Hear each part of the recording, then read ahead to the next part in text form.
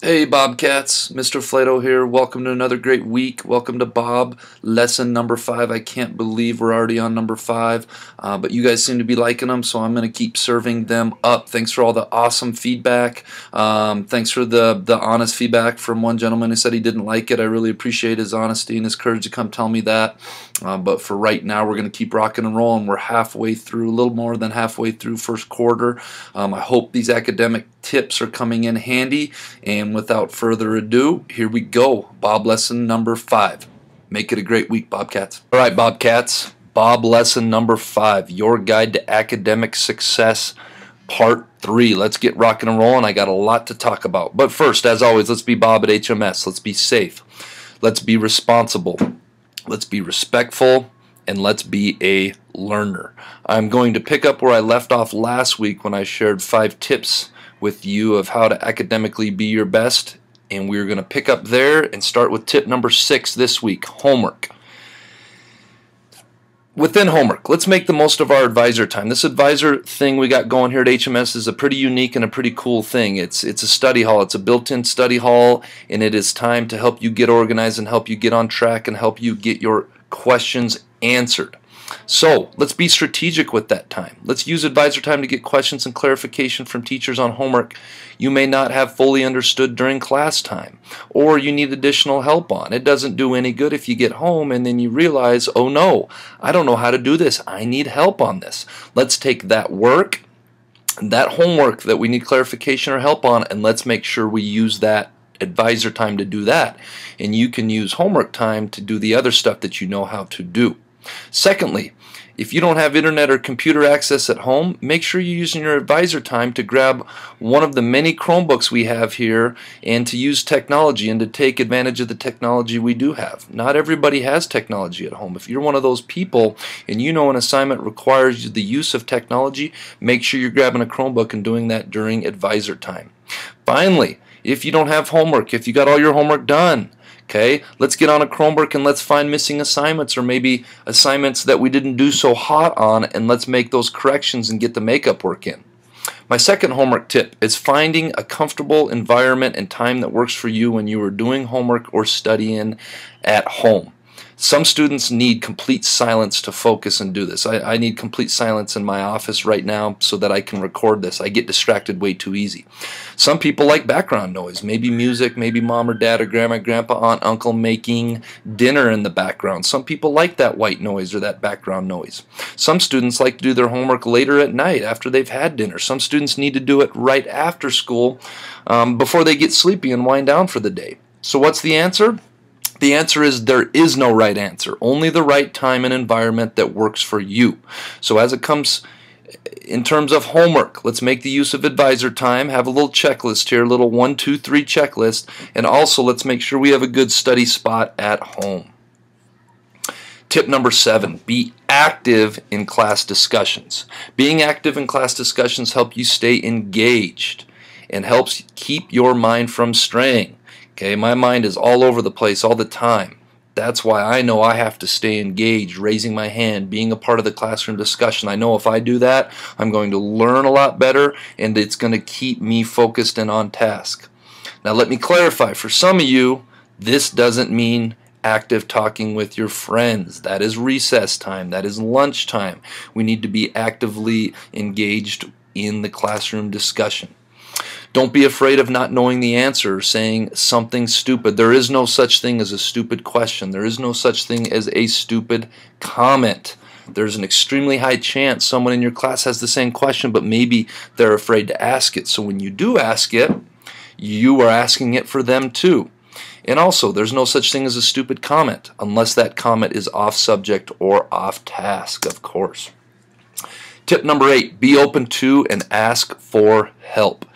Every person in every aspect of life needs help from time to time, myself included, your teachers included, your parents included, your friends included. It's just a part of life. No one person has all the answers. Needing help does not mean you are not a good student, and it does not mean you are dumb or that you're not smart. It is not only okay, but a reality that we all have weaknesses that we need help from time to time. This is normal. I have weaknesses. Your teachers have weaknesses. Your parents have weaknesses. Everybody has weaknesses, and we need help on those from time to time. It is also your responsibility, if you do not understand something, to ask for help or clarification or assistance. As awesome as your teachers are, I do know one thing: they are not mind readers. Okay, so if you don't know something, it is your responsibility to advocate for yourself, to raise your hand, and to get the help you need, and to have your teachers explain it to you until you do get it. One of my favorite quotes here is, to know your weakness is a strength. And what I mean by this is, I want you to ask yourself two questions. What am I already doing well in terms of my academic success? Whatever you're doing well, keep it up. Maybe that's being attentive in class. Maybe that's being organized. Maybe that's working really hard. Good job.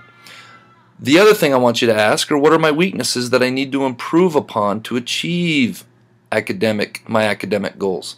Okay, this is knowing your weaknesses. If you know your weaknesses and you take steps to get them corrected or to turn them into a strength, that is a huge strength. Make a plan to improve.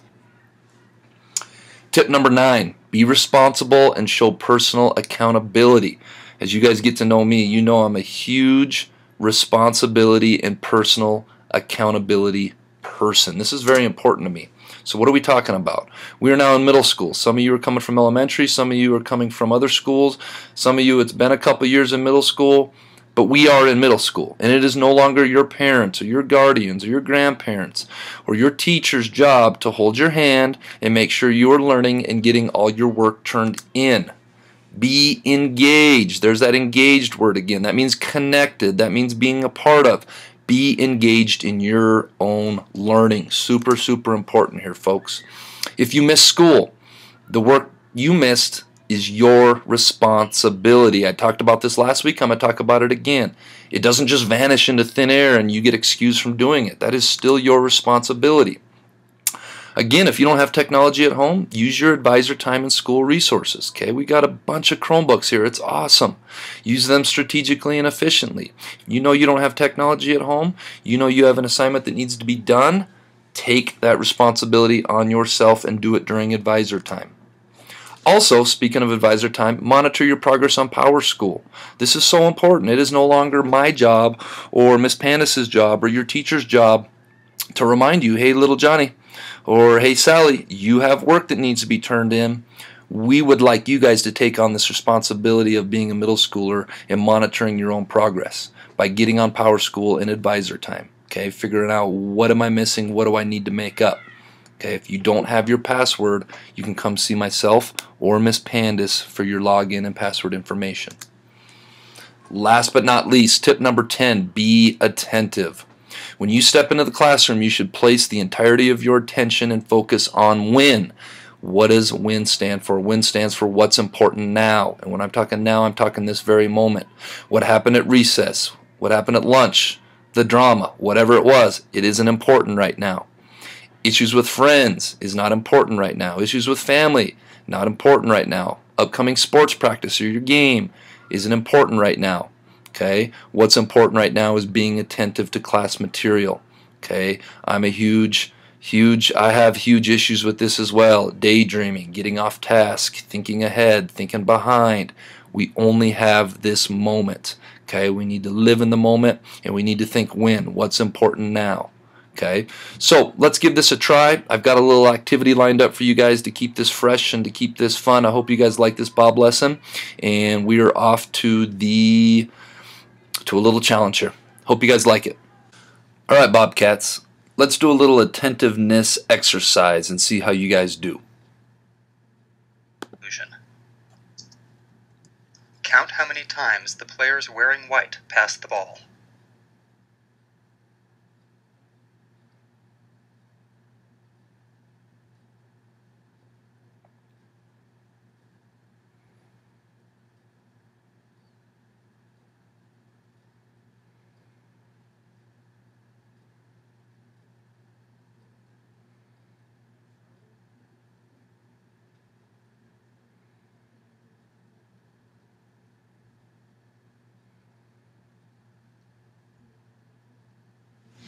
Alright folks, how did we do? If you were very attentive, you would have had the right answer and you totally would have missed some other things that were going on in the video. Some of you probably know what I'm talking about. Some of you maybe don't. Let's give it another try. Count how many times the players wearing white pass the ball.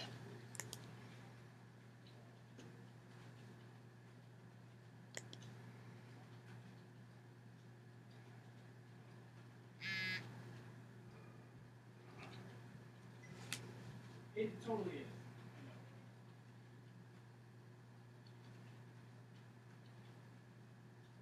No.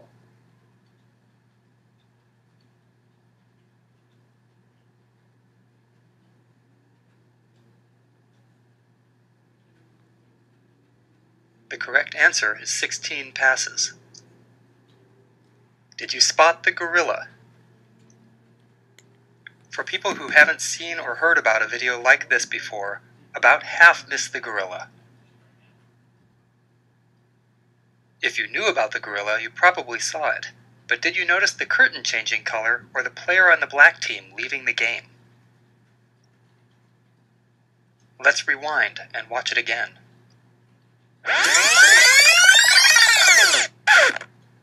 Here comes the gorilla, and there goes a player, and the curtain is changing from red to gold.